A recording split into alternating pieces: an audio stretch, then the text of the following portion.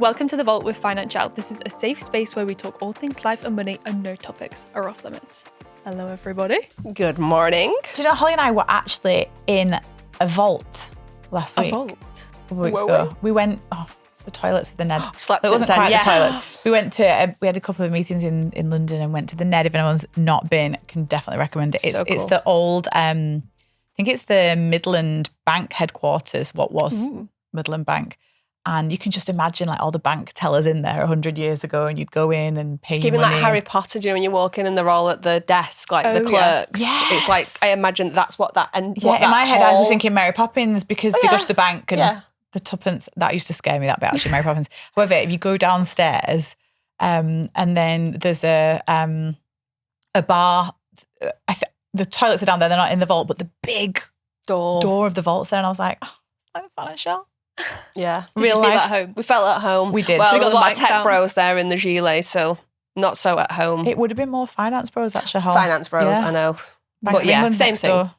We loved it anyway, we'd go back. It was great. Okay, I've got a really good community question for today. I think actually you said this, Laura. Should you swap credit reports before you're married? Oh, I did. It's like airing your dirty laundry. Like you always go, you show me mine and I'll show you yours. Like, should you do that? What's your initial instinct? Yeah, I do think you should. Like in anticipation of bringing finances together. Mhm. Not sure it's a first date. No. Thing, Killer. but if you Passion imagine bringing killer. a folder, so like I'm presenting, but it is for lots of people who have had or have a bad credit report. The shame that comes with that and the guilt, or that can come with it, is massive actually, because you do feel like it's a reflection on you. Now, some people, and I've been one of those people, can have bad, like what you call bad credit. It's not even bad credit. It's like just showing all the debts that you owe, and it make it feel like you're going to be judged as a person because maybe it was through your own decisions, like it was just frivolous spending, or if you could point to it and go, "This was a good time. This was like I'm proud of it. I owned it. I'm going to correct it." Some people have not even necessarily, like I said, bad credit, but a credit report that shows a lot of debt on it because of a partner or an illness situation or a tough time. And it kind of is factually, it is what it is. So it's nothing to be ashamed of. But, I do believe that when you do want to marry someone, it is for better, for worse. But all cards should be on the table. Everyone should know what they're getting into, whether that be financially, whether it be family baggage. And I don't mean in terms of children, by the way. I mean in terms of in-laws and relationships and stuff and families. Or if it's, a hobby, like, do you go and play golf all day every day? Because I need to know that before. It's part of that, don't you think? Yeah, I think we're always weirdos. We always say this, like we're on the other end of the spectrum whereby we talk so openly about money and it's not a taboo. And we'll ask, we were at an event yesterday with our friends and a lady came up to me and I'm good friends with her and she was telling me that like we're struggling with money. Like, why is it so hard? And then our other friend Sarah came behind and said, "You're speaking to the right person. Like, you keep going, like get it off your chest, whatever you want to say." And she was like, "No, honestly," she said, "actually, they're on a football team all together, some mums," and she was turned to her friend and she said, "Don't we always talk about how difficult money is and how to manage it?" And I thought, oh my God, we've come on so far to hear two people that are like friends, they see each other every week, but then to say to me, who's like an acquaintance really, we're really struggling with money and we keep talking about it and isn't it hard? And the more open you are. I feel like, is that a societal thing? Is it changing that way? So it's more acceptable to, like say, to share your credit report or credit history or debt or whatever it be with a potential partner. But like friends are starting to share it more too. I think there is a little bit of a movement where it's more acceptable to just not be amazing with money and kind of share that worry. But well, listen, I want to ask the two ladies that are getting married. Like, you might not be getting married next week, guys, but who's going first? What do you think? Well, I feel like me and Alex met in uni. So like you kind of start out on an even playing field. It's not like someone's got a crazy income or anything and like someone hasn't. So I feel like we've just kind of grown together in that sense. Mm-hmm. So I imagine it is a bit different when you come together when you're a little bit older. Yeah, it's not something I've thought about really until now. But I think I just trust that, like, if there was a big debt, he would tell me because we talk about money a lot. Like, yeah, not a lot, but like, I don't think I need to actually see a report like with the folder and everything. yeah, you've got the trust. But I think if you've said it though, could you talk about money? Yeah. That you've created a safe space where your partner could say, I imagine you've created such a safe space when it comes to money that he would feel confident sharing. But I suppose if it's something you've never really talked about before. Yeah. But like you said, you talk about other things. You talk about past relationships, you talk about friendships, you talk about family, like money. Why would money be left out of that? But that's a very British thing. Again, I think it really is. I wonder what it's like in different cultures. Are people much more open? Like Americans, are they much more open about the financial situations and how much uni debt they've got and this, that and the other? Like, It's going to go on your Hinge profile soon, I think. Yeah. Oh my God, yeah, that's a good idea. How are you with money? Hobbies, credit score. But yeah, credit report is quite like a formal thing, isn't it, to share? Yeah. I don't know. But you know, and just to close this off, when you buy a home together, or if you take on car finance together, or if you start a business together, if you were going to the lender in those scenarios where it be like a mortgage lender or something, they get to see your score and they get to see your credit report and your credit history, and they get to judge. So you would like to think that if you're going to make a big financial decision, which one of them is marriage, but another one could be borrowing a few $100,000 to buy a home or whatever, that you do absolutely trust where each other's at. And what I would love for someone as well is, maybe don't go off and print it and share it, but if you are someone who is working through their debt and it is quite private and you meet someone, don't be afraid to be very open, because it'll only come out later. And then you'll feel guilt and shame and stuff, which you're on a journey and you're improving and you're paying off stuff for whatever reason, whether it was through fault, no fault, life, whatever. I think it's an amazing characteristic of someone, a little bit like a health and fitness journey. Like, oh, actually, you know, I've started to work out. I can't do this yet, but I've got a goal to do that in the future. It's being vulnerable. It's putting yourself out there and going, you know, none of us are perfect and I'm on a bit of a journey. And that could bring someone closer together as well. It could be like, oh my God, I like this girl's amazing. She's on such a strong financial journey. She's had it actually a little bit tough. But that gets you excited about where you could go together. We did that article that someone did it in The Guardian, and we picked it up and commented on it and directed people to that article about single women are buying homes and men don't like it. And it was specific men. But I think we went to our community, didn't we, Lydia, and asked them tell us about what the men in your life think about that kind of thing. And all we got was green flags. And the overarching thing for me was I was impressed. I would be impressed. Like, this is a good thing. In fact, I was impressed. That was something that I thought, do you know what? This girl's got something about her. She's got a plan. She's following it. She's achieved this. You know, imagine what we could achieve together if she's managed to do this all on her own. So it's a little bit like a similar thing. I think transparency is important. And what you wouldn't want is a shock once you're married and once you're... We've had a couple of dilemmas like that, haven't we? Where people have been like, we were about to buy a house together and figured out that he was nowhere near it and he was supposed to have saved up this in that time. So I suppose we've seen the fallout of people not being open. I know we've gone to the extreme of sharing a credit report, but I think it more so means like, you show me mine, I'll show you yours, and just being vulnerable and open about money. But yeah, we've seen the fallout of those who've not been honest and transparent. So I think we're probably all pro. Yeah, definitely. That statement, maybe. Best to get it out in the open early on. Yeah. What do people Transparency. say? So we did a poll on this. 75% said yes, you should. 25% said no. We've had some comments. Someone said, abso-fucking-lutely. Someone said, just be honest with them. You don't need proof, just honesty. We didn't, but we've been married 25 years now. Separate finances, always. Mortgage aside. That's interesting. Yeah. Not something I ever considered, but come to think about it, I think it's a good idea. Yes, love this idea. No, but you should definitely be very open with finances like wage, pension, savings and goals. I think that's the thing, goals. Like you naturally jump to talking about what you want in the future, and finances are always like tied into that anyway. They're a huge part of it, If you're not on the same page, you're not going to get the goals that you want, Interesting. Yeah. Definitely here for the Hinge. Yeah. And do you know what? People listening at home message us about that. Like, I think, is it on Spotify? People can message us, can't they, Lydia? And we can message back. You can comment and we can reply on I'd love to know what people think, because actually that's quite polarising. Obviously, we've asked the community in the app, they're skewed a certain way as well, or like through our mailing list and newsletter. We asked the poll. Is that where the poll was? It might be Instagram. Might have been Instagram, that Insta. was. Yeah, listeners tell us, because I think, could could be definitely a section on Hinge going forward. Like, Yeah, if it was embedded, then you couldn't lie as well. Like, Experian, get onto us. Oh, yeah. Link it up. We should be able to matchmate based on credit score. That's such a good idea. Okay, time for our first dilemma of the day. I overpay my mortgage by £300 a month, but I have absolutely nothing saved. Am I being an idiot? Hi, ladies. I have a confession to make. I've been overpaying my mortgage by £300 a month for the past 2 years. On paper, it feels like the right thing to do. I'm saving thousands in interest and knocking years off the term. But I have absolutely nothing in savings, not even an emergency fund. Last month, my boiler needed a repair and I had to put £400 on a credit card because I had no cash to cover it. And now I'm wondering, am I completely backwards? I earn 34k, my mortgage is £850 a month, and after bills, the overpayment, I don't have a lot left. I just always assumed paying down debt was the priority, but now I'm not so sure. Should I stop the overpayment and build up an emergency fund first, or is there a way to do both? Such a good dilemma. I know.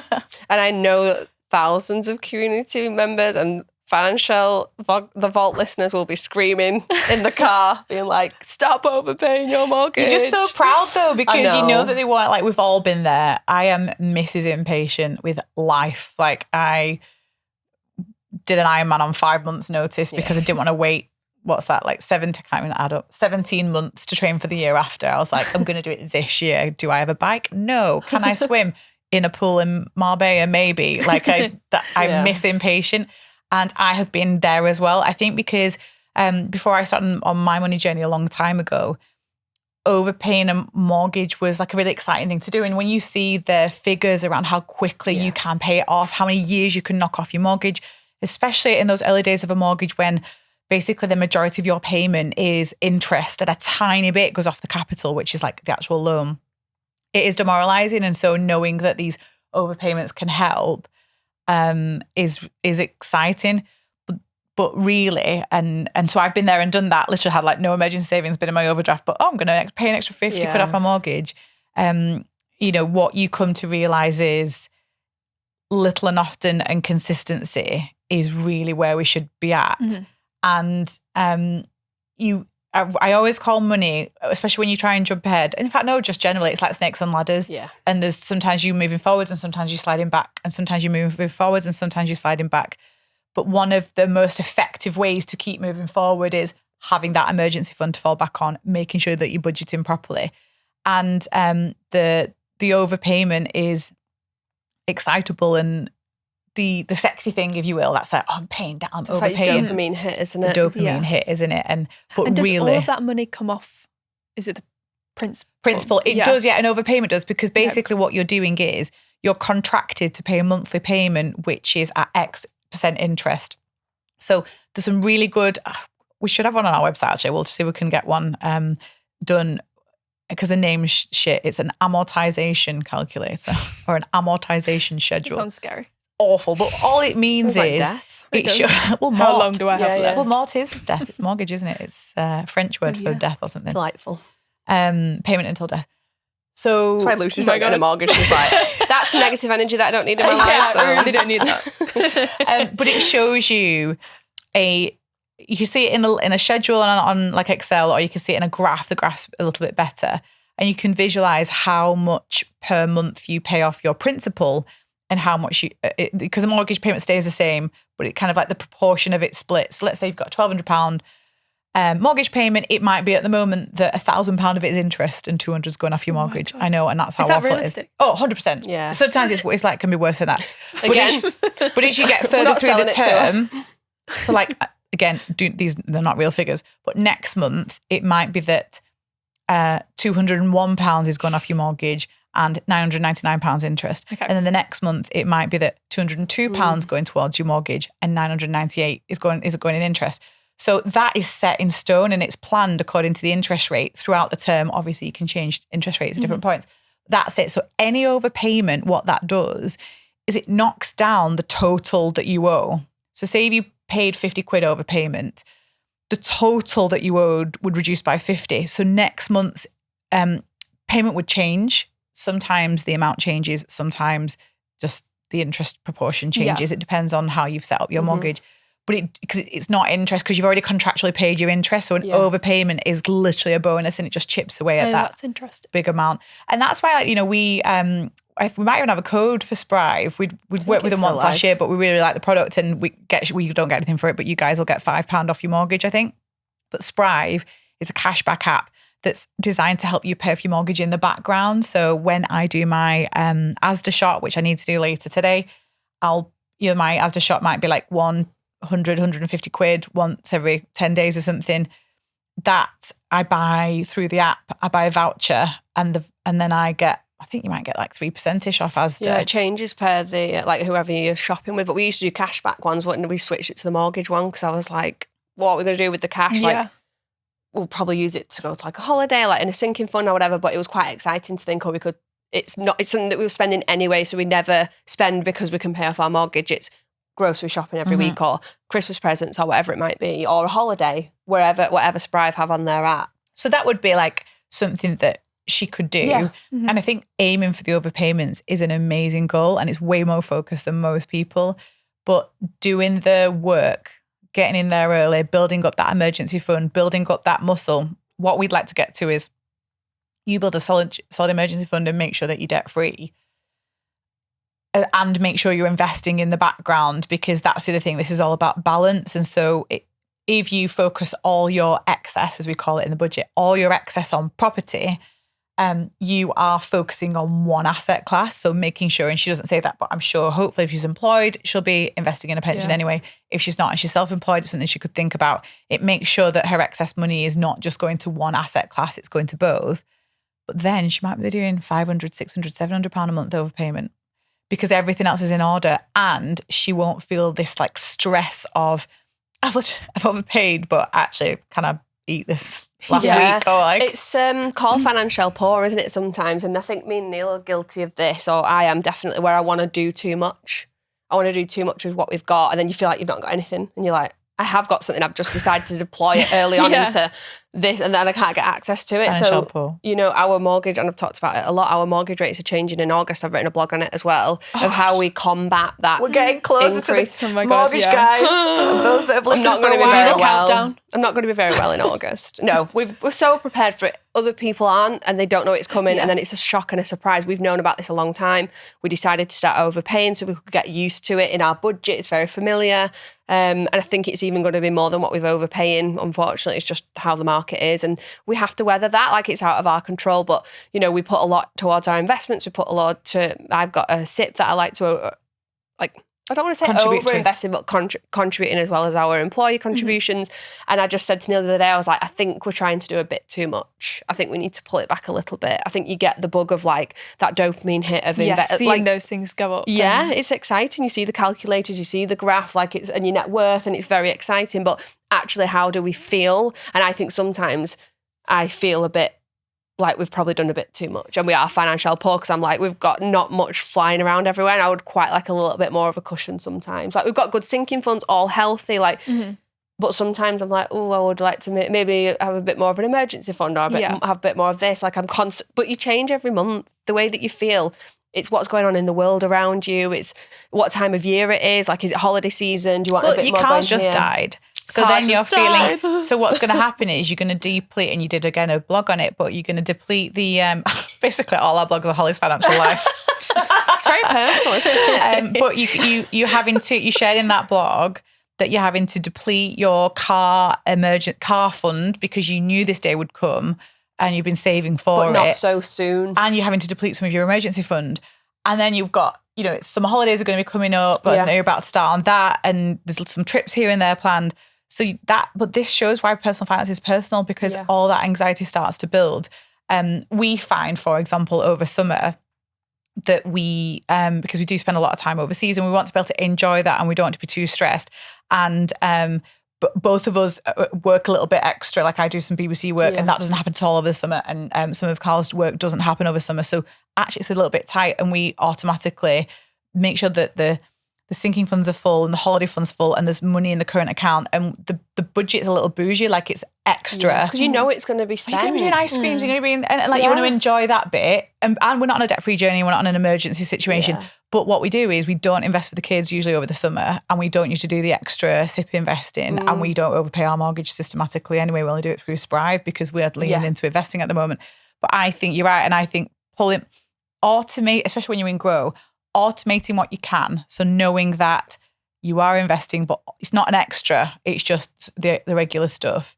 And you're sinking fund money goes in, picking one thing makes you feel like you actually moved it. Even if you're doing everything and it all works, picking one thing, paying off debt, putting money back into that emergency fund. Yeah, I think your goal needs to be an emergency fund, like put to bed personally. And it's not financial advice, obviously, but if I was in your situation, I would be pausing the overpayments on the mortgage and building my emergency fund because like you just said, your boiler breaks, your car dies. Can't get We've it all back. been there. You've paid it off you the don't mortgage want to get into so now you're not only credit card debt in one place, which is your mortgage, of which like we try not to view it as debt because it's a little bit different. You have actually got debt now. Like you worked so hard probably to not be in debt, but you've not built, with Financielle, the whole thing is building those strong financial foundations. It's really boring for people that listen to it every week and have done it for years, but they'll be shouting into the TV, to the car stereo, on the walk, whatever, going, you need an emergency fund. And just look into the community, you'll see so many messages of people saying, I really didn't get the emergency fund thing and I found it quite annoying to save up for it. But the minute that I needed it,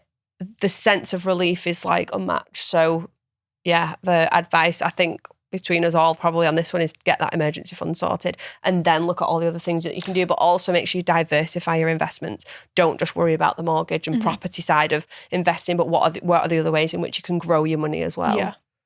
Very good though. Yeah, I'm excited for her. And like power to you. Like she's single, 34k, paying off a mortgage. Yeah. And she's been doing that for the past £300 a month for the past 2 years. That's not to be sniffed at. That's a hell of a lot of money going off what is it? Capital or principals. Yeah. Well done. Too far in the financial journey, take a step back. Yeah. Whoa. In Survive.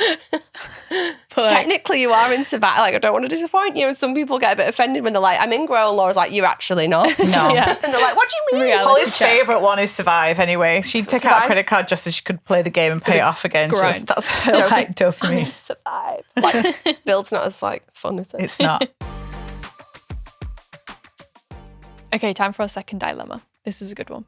I earn 50k as a medical professional and I want to take a 20k pay cut. Hi girlies. I'd really appreciate some outside perspective because I feel very torn at the moment. I'm a medical professional and have been practicing for around 7 years. Financially, I've always done well on paper. I currently earn around 50 to 60k, but if I'm being completely honest, I've never truly enjoyed the job. Over the last couple of years especially, I've become really burnt out and my mental health has taken a hit. I've struggled with anxiety and insomnia directly linked to work, and it's got to the point where I know I can't keep going as it is. I recently left my practice and started locum work, which has given me a bit of breathing space. Alongside that, I've taken on a short-term, part-time maternity cover contract for some stable income until the end of the year and pick up some extra shifts to top things up. Now for the dilemma. I have an interview coming up for a clinical, non-client facing role, and it honestly sounds right up my street. It still keeps me in the profession and uses my skills and knowledge, but removes a lot of the aspects of the job that currently make me anxious. For the first time in a long time, a role actually sounds exciting rather than something I'm dreading. The catch is the salary is only around 30k. Financially, I'm not in a bad position. I have around 31k saved across easy access savings. I invest £200 a month into a stocks and shares ISA, and I've made a decent start on my pension. My partner and I intentionally bought a house well within our means, so our mortgage is relatively small. My partner is very supportive and completely understands why I want to make this change, but he's understandably nervous about such a significant pay cut, and honestly, so am I. At the moment, we live comfortably. Nice holidays, meals, treating ourselves without having to think too hard about it. And our friendship group is generally fairly high earners too, and if I'm honest, I think there's been some lifestyle creep over the years. One thing that weighs on me is that my partner is a lower earner and doesn't have a huge earning potential long term, so we do heavily rely on my current salary. I also worry that whilst I may end up much happier in my working life, I could feel stressed or sad in other ways if our finances become noticeably tighter or our lifestyle has to change significantly. Another factor is that we currently don't have children, but that's something we'd like to have in the next 2 years, which also makes me question whether now is the wrong time to reduce my earning power so much, especially with any potential maternity leave down the line. I suppose I'm just wondering if anyone has made a similar move, prioritizing peace and mental health over salary, and whether you regretted it or found the trade-off worth it in the long run. Thank you so much in advance.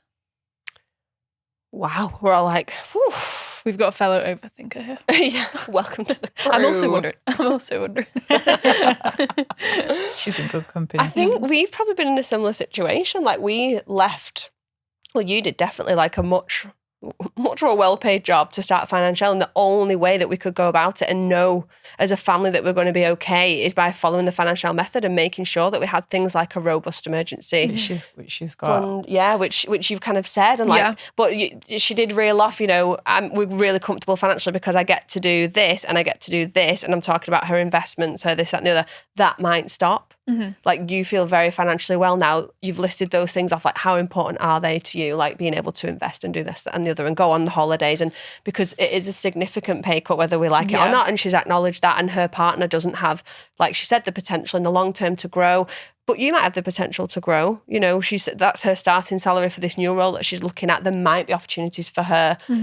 She's talked about, she's been doing shift work, and I imagine she can do bank work and anything and kind of be quite flexible and top up, though, the basic salary that she's got if she feels like it's not enough. But sometimes I'm kind of like, you just got to give it a go and see, suck it and see. You might be like, do you know what? All the financial security that job gave me didn't outweigh me feeling like this every single day. And that's what she's going to find out. And you only know when you take the leap of faith.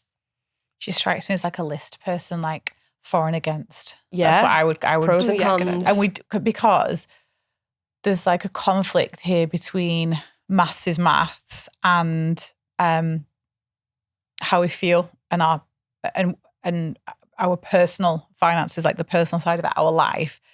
And there's a cross section for me. There's like where they overlap, and there's a point where, frankly, this is going to sound really harsh, how we feel doesn't come into it because we've got to pay the bills. Yeah. So there's a line of, like we'd all like, I just think for mental health, I should just drink coffee every day and go for walks. We'd all love to do that. I'm exaggerating, yeah. but like obviously most people would want to do that. Obviously all jobs, it's not a proper job if it doesn't come with some level of anxiety, boredom, monotony. Like that's not a real job if it doesn't. So that in all our roles, like we all have to find that tipping point of, is it giving me enough?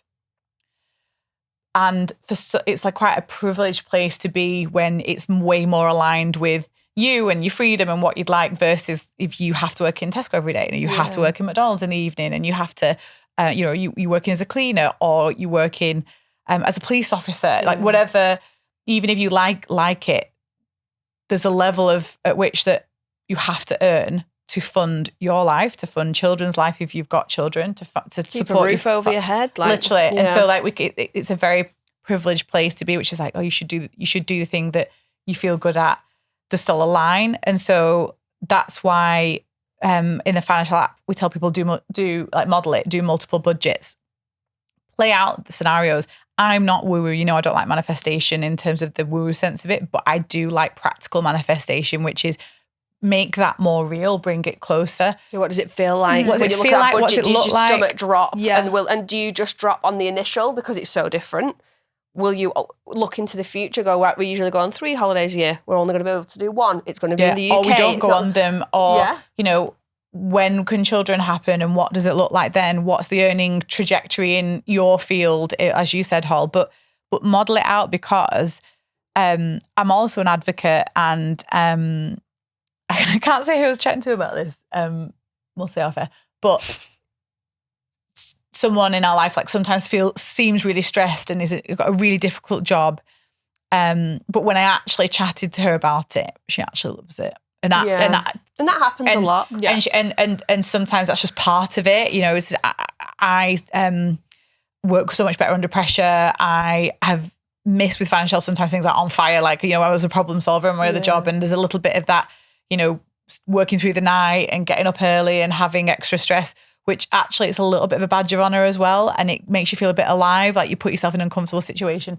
And so sometimes, I'm not saying this isn't not the person who's written the dilemma in, but sometimes the thing with anxiety at work is managing it, because sometimes we are the problem, not necessarily the job. And so for anyone that's listening to this and they're in a role that they're not really happy with, and they're getting stressed and they're getting anxious and they just think for their mental health they should do something else. It's a female thing more than anything. How much are you controlling of that? Are you not pushing back? Are you not respecting boundaries? Are you not leaning into the things that you enjoy doing? Is someone else piling on work on you that you shouldn't be doing? Because we hear that a lot in dilemmas. So in the role that you are at the moment, that is significantly, I mean, it's almost double in pay. Yeah. What is it that's causing you anxiety? And can you control any of that? Now, it might sound like it can't, because it might be the client facing stuff is just too much. Yeah. And maybe she can't protect that.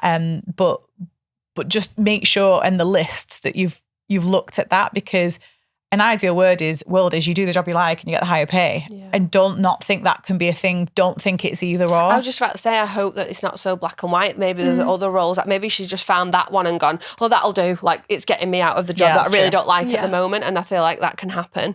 There might be, like you say, a halfway house where it's a little bit more aligned with what you want to do and the pay's there as well. So maybe it's not taking the first job that comes because you're just desperate to get out of that one. It might be like, take a little bit more time. Yeah. Or like you said, put changes in at the workplace. It's like, I don't want to do that bit of my job anymore. Speaking to your line manager, like, how can I make this work? They might really want to keep you and find a way to move you into another job. Or like, I don't want it to be so black and white for you. And it might be like in this situation, you know, we're optimists. Like, we want to be like, we could find a solution for you to not have to drop 20K, because it is a significant amount of money in this climate.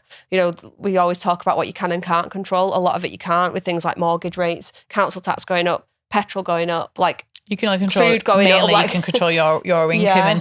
And I do think that it's a healthy thing to model out and to look what that looks like, because extra money worries will bring stress. How can you navigate that? What will it be like? What will you be able to do and not be able to do?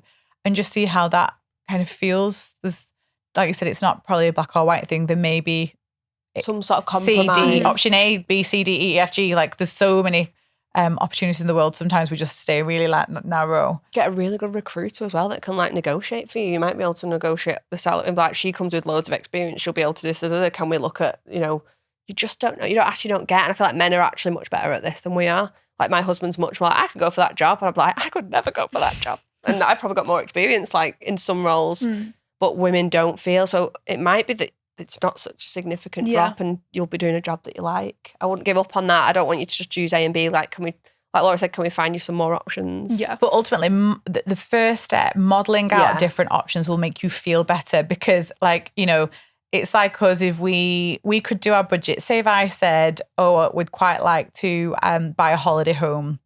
And so, okay, well, there'll be a mortgage payment on that. It'll be this, and the cost will be this, cost for this. And then we do the budget, and then we end up like minus $300 a month. And I go, oh, can't do that. Can't cut anything. Yeah. You know, even if we cut A, B, and C, that's still not possible. Whereas you might look at a budget and go, do you know what? For one less holiday a year, and for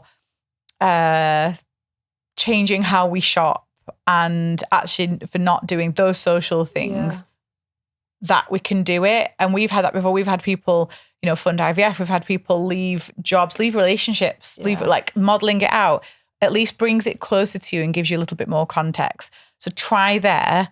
And then this is all a game. Like, can you optimize expenses? Can you optimize income? And can you overlay your happiness most of the time across it? And I feel like she'll come to the right. And she's so sorted. Like, she's done the thing she needs to do. Like, maybe this is time for a little bit of a change because she's done the work. She's got the emergency savings. Expenses are manageable. Like, they're in a really good place. Yeah. Exciting. Okay, that is all for this episode. The Vault is now closed. And just a quick disclaimer, The Vault is just a chat around life and money topics. We are not giving financial advice.